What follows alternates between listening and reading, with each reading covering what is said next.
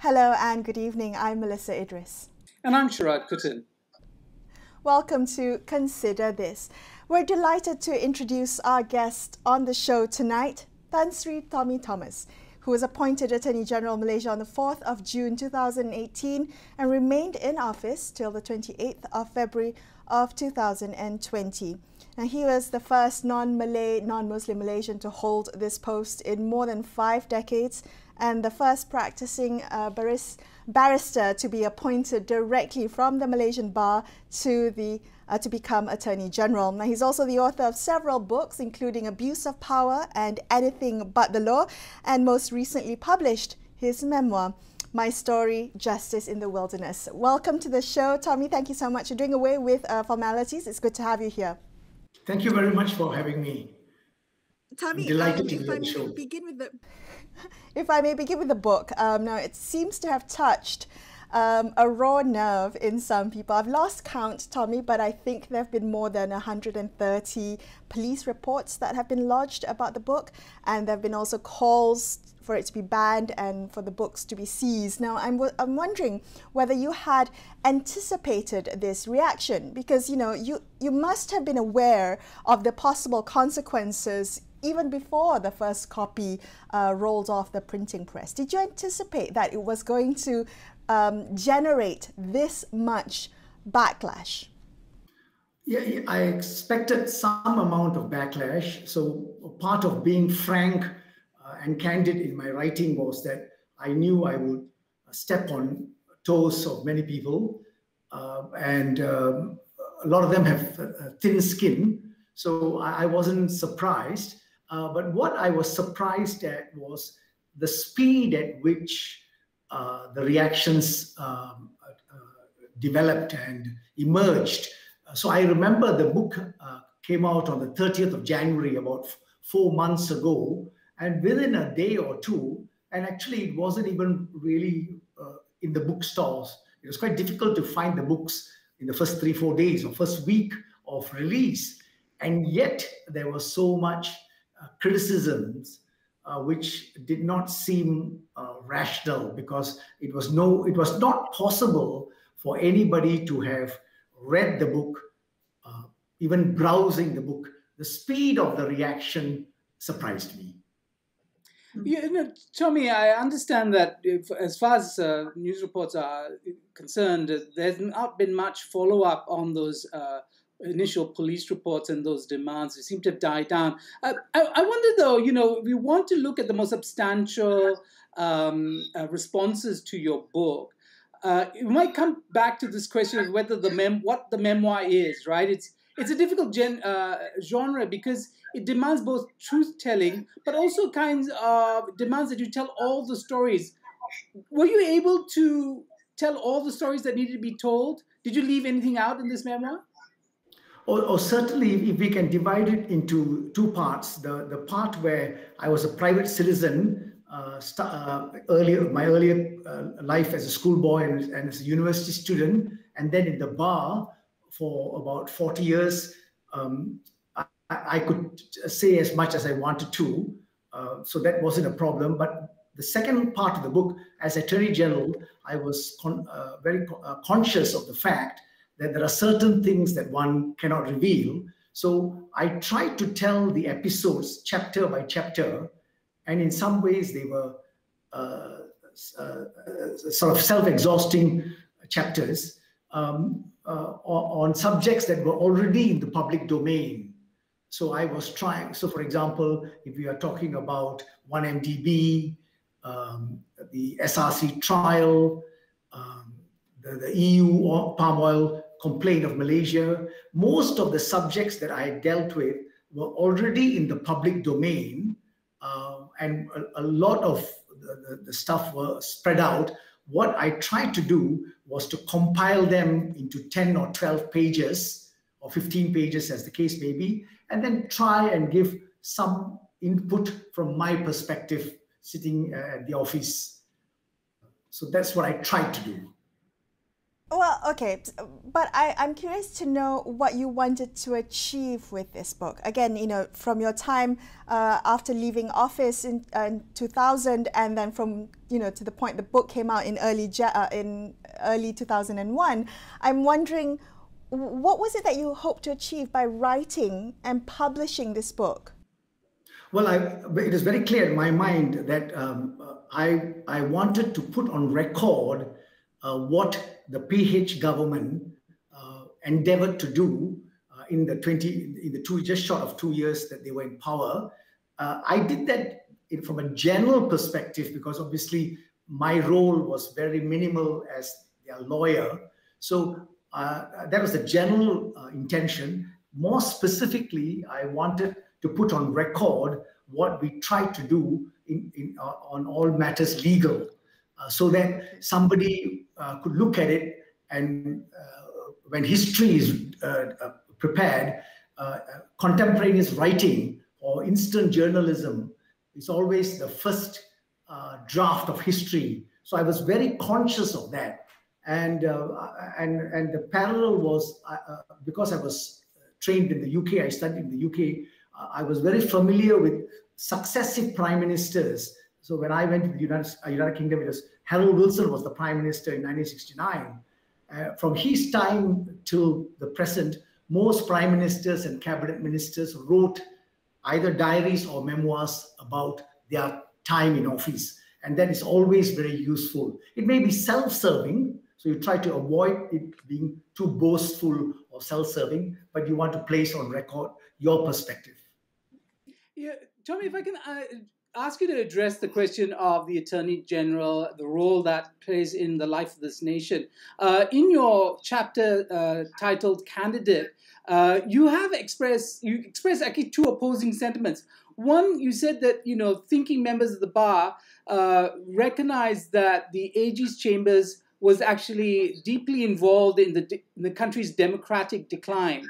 But by the end of that chapter, you say also that you felt, as Attorney General, that you would have little influence on legal reform. So how do we understand these somewhat opposing sentiments?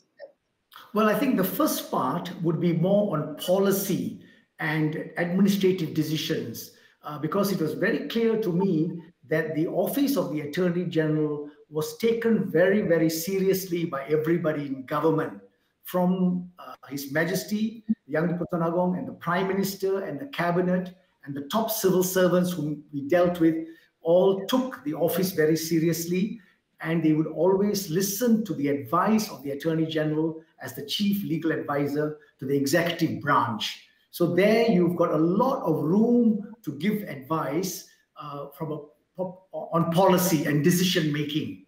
Insofar as law reform is concerned, I quickly realized that it was very much a prerogative of the cabinet, as you'd expect it, because the cabinet ministers would present the bills. All of them, or most of them, are members of the lower house, Dewan Rakyat. Some were in the Dewan Negara. Most bills are presented in the Dewan Rakyat to start off with, and each minister has ownership of his own bill. And I didn't realize how jealously they guarded it, and they had to get cabinet approval at many stages. So that meant the Attorney General's role was pretty peripheral, only when you're asked to comment. Well, okay, I think let's come back to the issue of legal reform. I think there's a lot to discuss in terms of where we are in the reform agenda. But I like the fact that Sharaad pointed to a chapter in your book, and if I may do the same, that you had dedicated an entire chapter in the book on the topic of racism. And I wanted to ask you about that because, while it was a chapter, it was also kind of a running thread throughout the book.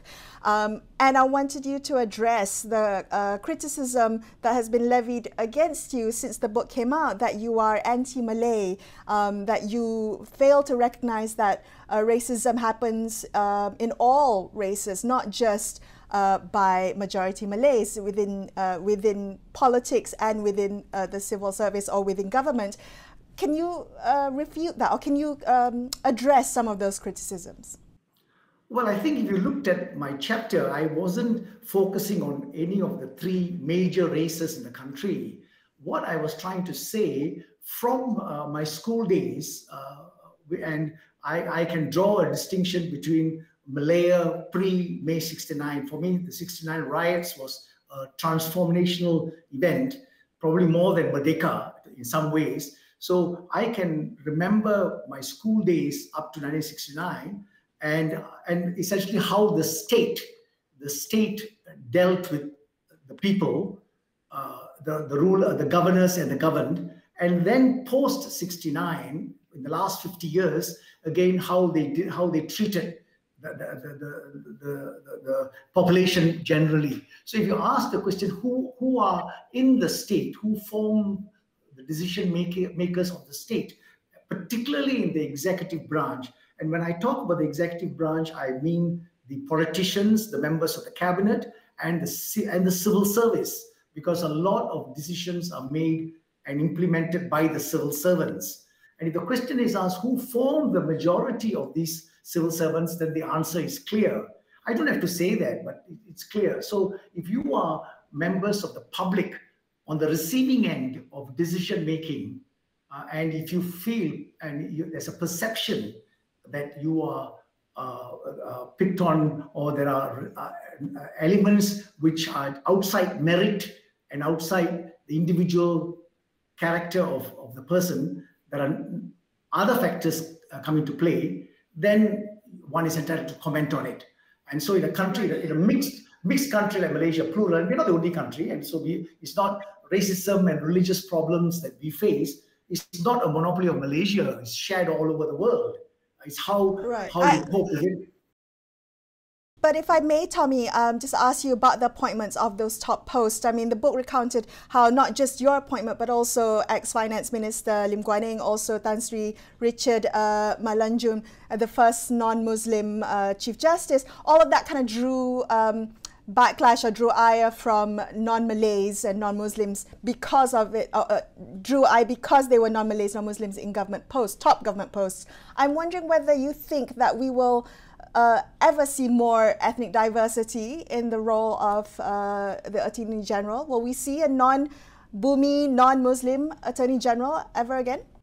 Well, why not? Because I think it's fair if people are criticizing appointments. That is democracy, particularly online democracy. You respect that. There's no problem with online criticisms. And if a segment want to focus on the race or religion of a character, of a personality, or an issue from those lenses, so be it. You can't educate everybody in Malaysia.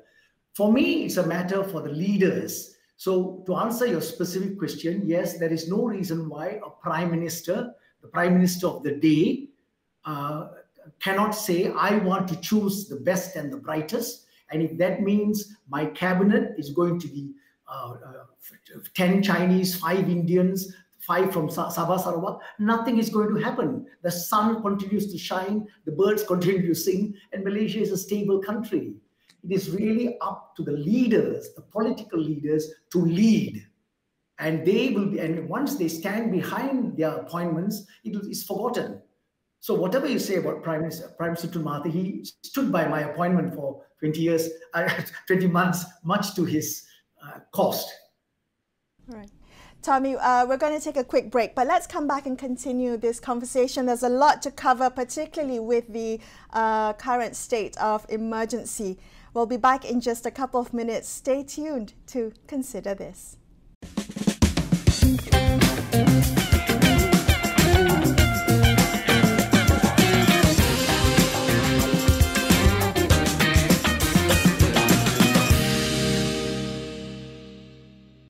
Welcome back to Consider This with Sharaad and I. Let's continue our conversation with the former Attorney General of Malaysia, Tan Sri Tommy Thomas, who's also an author of the recently published book, My Story, Justice in the Wilderness, about his time, his life and also his time in office. Tommy, do you think it will be difficult for us to exit this state of emergency? No problem. It's as easy as proclaiming it. Revoking it is in 2 minutes. It's very easy to revoke the the emergency. But let me say that I think a lot of the discussion today, 6 months later, on the emergency, I think is, with the greatest of respect, misplaced. Because I think today Malaysians are fighting for some of them for their lives. We know hundreds of people who are in ICUs, who are in hospitals, and we've got over typically 6,000 to 7,000 cases a day. We have 50 to 60 deaths a day. So that has transformed the situation substantially. So to me, the focus is the critical question is, why have we not sufficient vaccines? So I would answer my question. So if just like Sharaad asked me, what would I have done as AG? What I would have done 18 months ago, or shortly after March, because by February, March, we were already discussing COVID. The health minister, Dr. Zulkifli, myself, and Tun Mahathir, we knew about the problem, but it's just starting. But what I would say is, if we were still in power as early as April or March or April or May, I would have gone and said, look, the only solution is vaccines. Common sense will tell you vaccines is the solution. So you must authorize me, the AG, as a lawyer for the government, and a few others, to go and start having contracts with all the companies of this world to get the vaccines, so that when the vaccines are out, and they were out by December last year, we are first in the line. So to me, the US, the UK, and Israel are three examples where vaccines have really helped solve the problem. Okay. We are far behind in vaccines. Yeah, true. If I could turn to your kind of professional expertise, which is in the law, I wanted to come back to one of the high points of the Pakatan Harapan administration was the passing of the Undi 18 law. And now the debacle we have, which seems to be the current administration either backpedaling or deferring the actual, putting of younger people on the rolls in the event of an election this year. What do you make of this problem? No, I think, to be fair, I think the last statement I heard from the government is that they are prepared to work the ground to have it ready for the 18-year-olds. So let's give credit to the government. I don't see why it cannot be done, because at this rate, I think the elections are most likely going to be towards the end of the 5-year term, which will take us to, in 2 years' time, May, June of 2023. And that's enough time for the Election Commission to do all the practical steps to achieve that. So I am quite confident that the next elections, G15, the 18-year-olds will be able to vote. All right. Tommy, you had a big role to play with the prosecutions in the 1MDB scandal. I assume that you're also watching the current 1MDB trial. Are you watching it? Are you satisfied with the way things are going? Well, I don't know anything more than what the average reader reads. And of course, I don't read much on the online. I read a bit when my friends pass it to me. Of course, I followed the SRC appeal a bit more closely. That has just finished after about 15 days, and the Court of Appeal has reserved its judgment, as one would expect. It's a long hearing.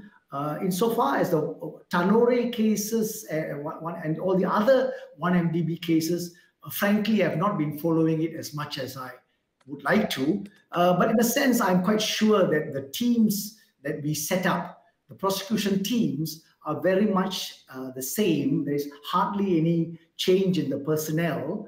And I'm very glad that my successor has continued with those teams. And I think we are doing our best. So I'm confident. We've always had a good case, strong cases in all this. And hopefully our teams can establish that, because the burden of proof is on the prosecution to establish guilt. Tommy, can I ask you, in the, I don't know, some people might think in the unlikely event of a return of Pakatan Harapan, I wonder if you will, and you if you had your time as, Attorney General 2.0, Tommy Thomas, what would you have done differently, especially in terms of the pace of legal reforms, many of the complaints that sympathizers had with the administration in terms of its own legal agenda, or legal reform agenda? Well, if I can answer the first part of the question, I'm really not interested in coming back to office. I think those who come, history demonstrates that those who come back to office, whatever role, has always had a poor record in the second part. But I mean, if there is a reform-minded government, I'm happy to help in different ways. All of us can help in different ways. And yeah, I'll be happy to help. Insofar as law reform is concerned, what I would say, Sharaad, is that the lesson I learned is that the cabinet members who form a reform government must themselves have a conviction for reform. They must believe in reform. It mustn't be lip service. They must genuinely believe in reform, and perhaps one or two subjects each of them has. And then once they believe, they must master the subject, believe in the reform, and then push that agenda when they are in power. Okay, all right. Well, Tommy, thank you. We appreciate your time joining us on the show today and sharing your perspectives. It was a delight to talk to you tonight. Thank you for your time. Thank you for having me. Thank you. Thank you. That's all we have for you on this episode of Consider This. Thank you so much for watching. I'm Melisa Idris. And I'm Sharaad Kuttan, signing off for the evening. We will be back with you same time on Monday. Till then, have a great weekend. Good night.